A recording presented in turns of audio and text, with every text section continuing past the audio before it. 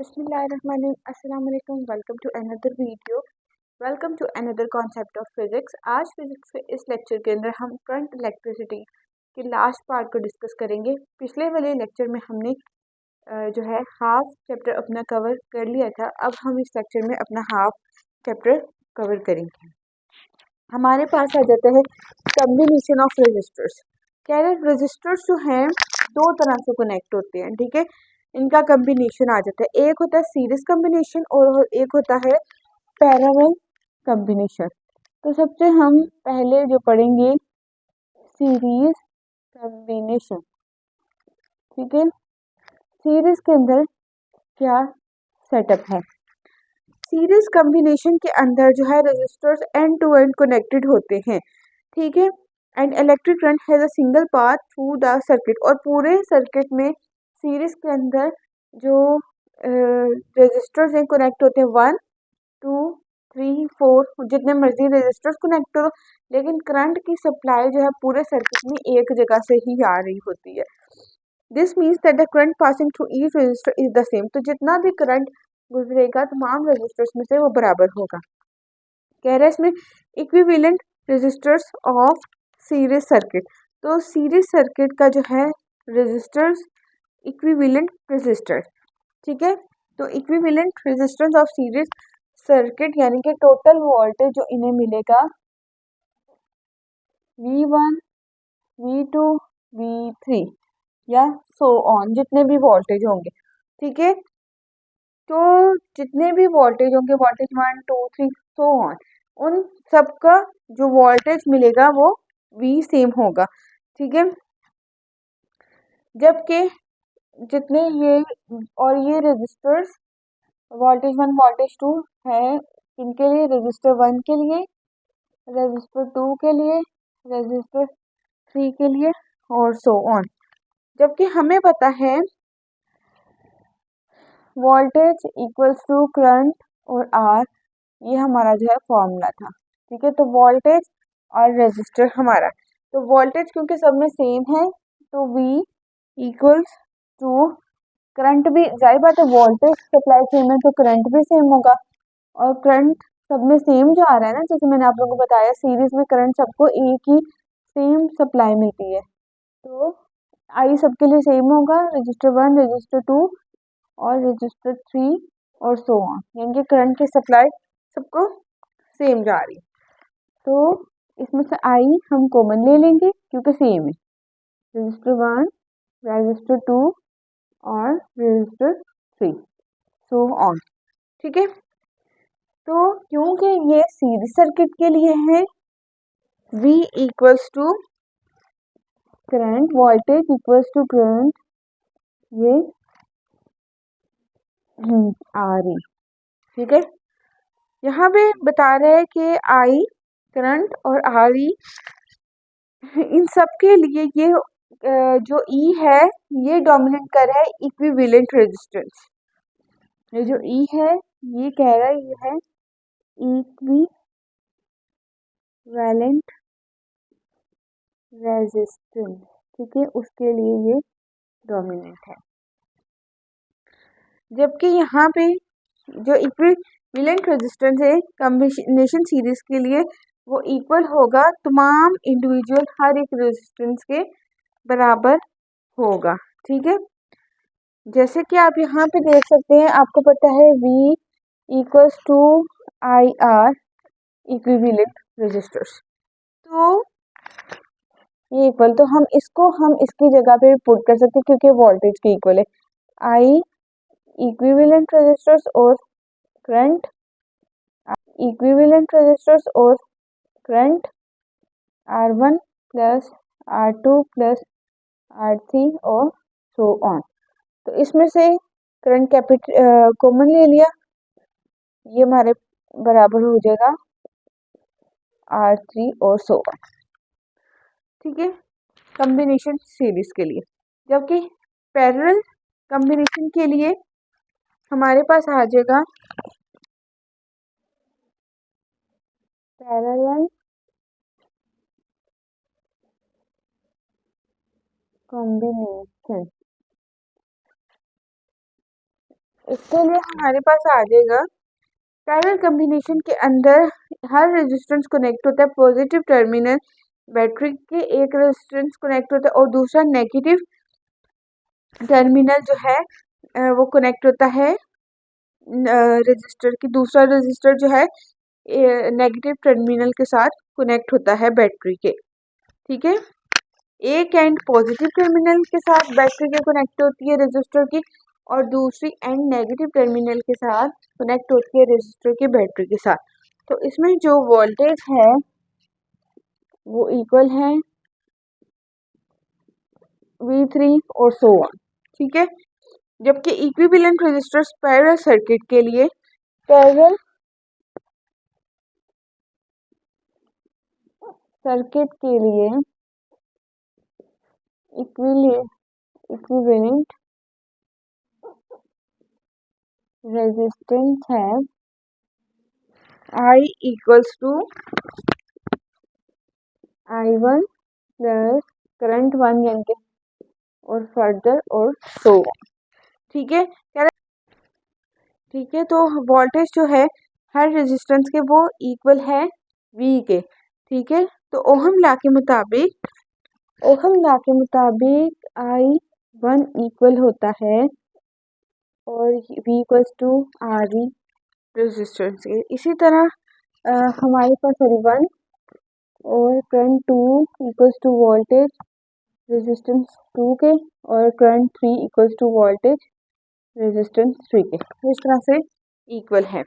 तो कहता है करंट इक्वल्स टू यानी कि I equals to V divide by R1 plus V divide by R2 voltage divide by R3।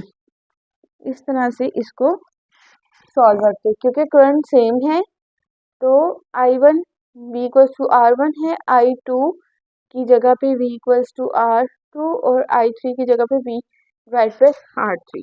ठीक है, और ये तमाम रजिस्टर्स जो हैं ये इक्विवेलेंट होंगे इक्विवेलेंट रेजिस्टेंस के, तमाम जितने भी हैं। ठीक है, 1 और R1 प्लस 1 और R2 प्लस 1 और R3। ये कैसे आया? क्योंकि हमने इसमें वोल्टेज को जो है कॉमन ले लिया तो हमारे पास ये फॉर्म आ जाएगी। इसके बाद जी हमारे पास जो है डेफिनेशन आप करेंगे electrical energy and Joule's law की, Joule's law and electrical energy. ठीक है, इसकी डेफिनेशन करेंगे।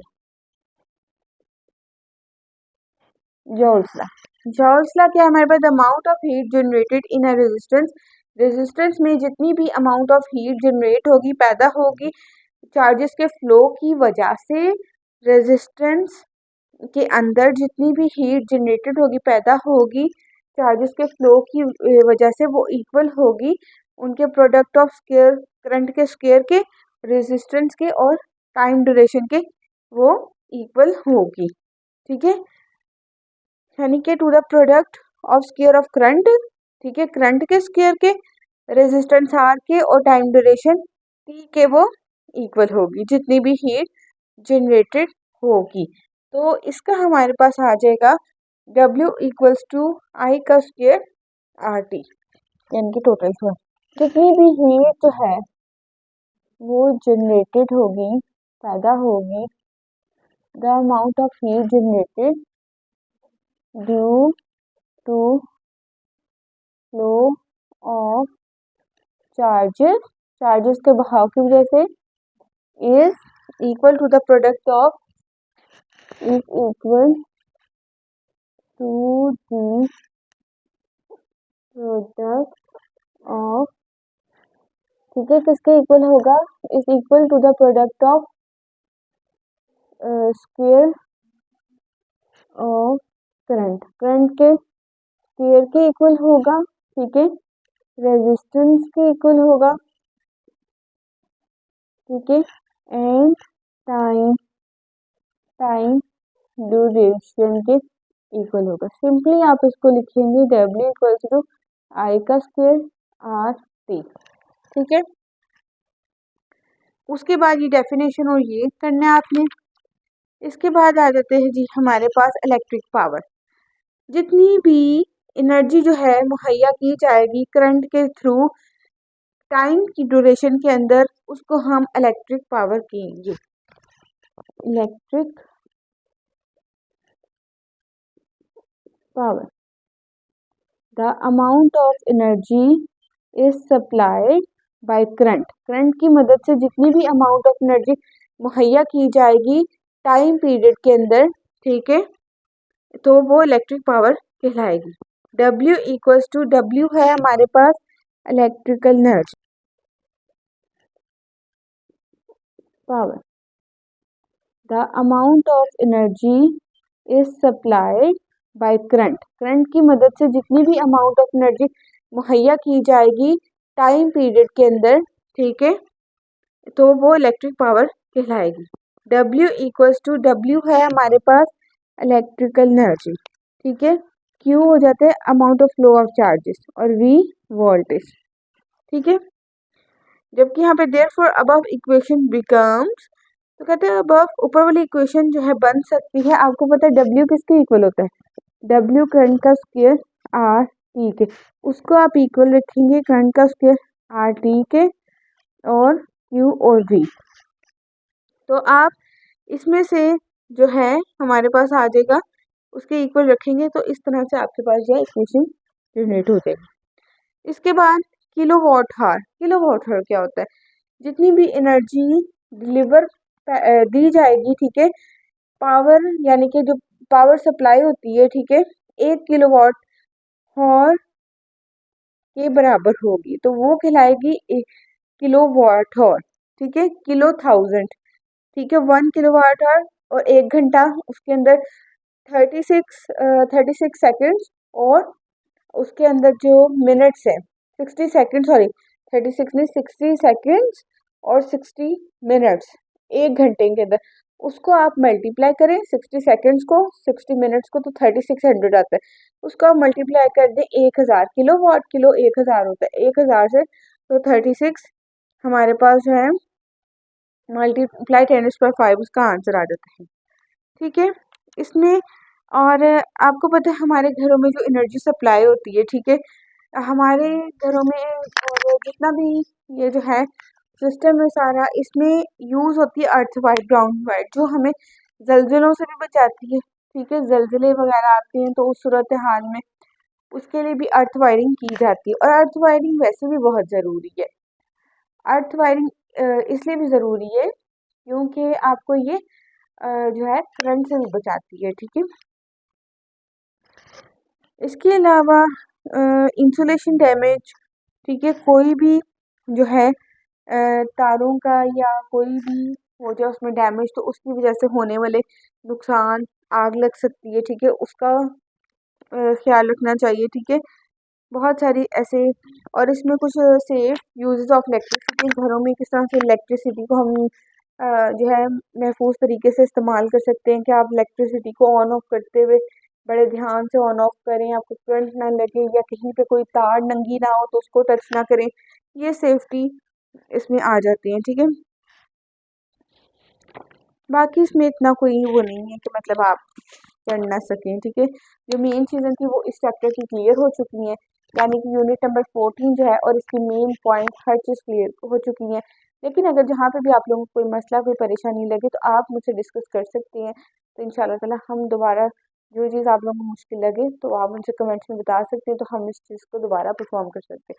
तो आज का लेक्चर और आज के यूनिट यहाँ पे कंप्लीट होते हैं। इंशाल्लाह मिलते हैं अपने नेक्स्ट सेक्शन में एक न्यू वीडियो के साथ।